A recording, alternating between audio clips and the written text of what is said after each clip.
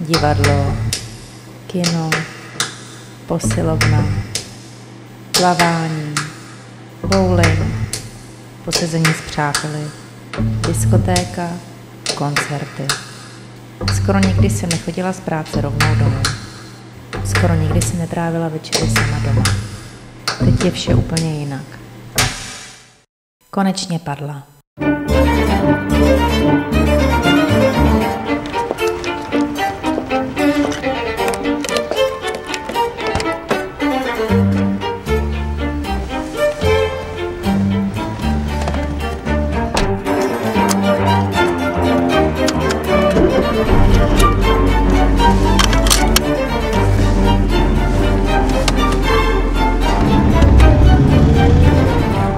Asi je to závislost, ale kdo dneska není na něčem závislý?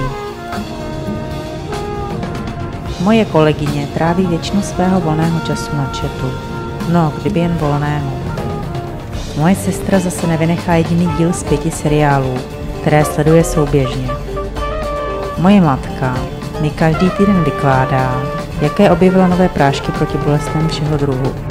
A můj otec zase ve svých 50 letech vymýšlí, jak propašovat dýmovnici na fotbalový stadion pro případ spáchání křivdy na jeho milovaném klubu. No a já? Já jsem závislá na 3 barvách. Na 3 nádherných barvách.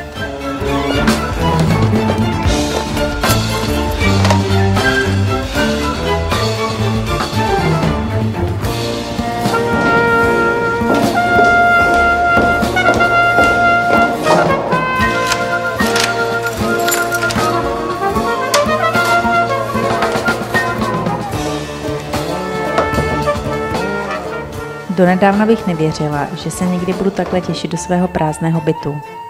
Tehdy jsem na netu narazila na inzerát, ve kterém stálo, abych zrušila kabelovku a pořídila si 3barevný svět, což je vlastně taky kabelovka, ale na všech programech vysílá jen jednu ze 3 barev.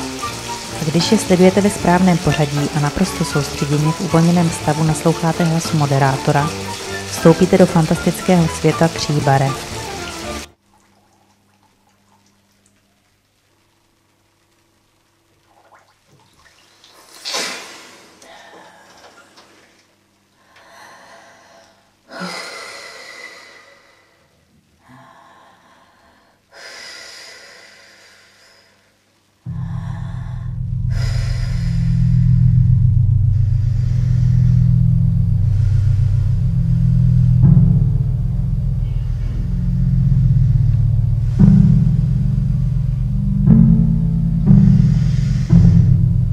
A nyní opakujte po mně.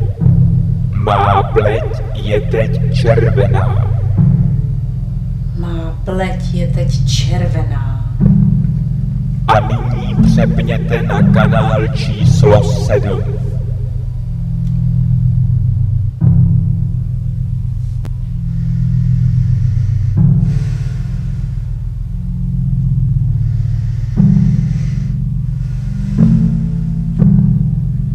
A nyní opakujte po mně. Má pleť je teď zelená.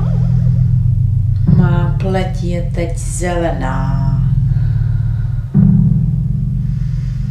A nyní přepněte na kanál číslo 2.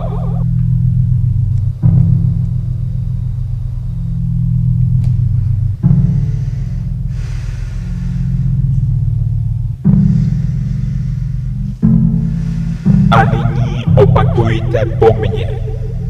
Má pleť je teď modrá. Má pleť je teď modrá. A nyní jste připravena vstoupit do světa 3 barev.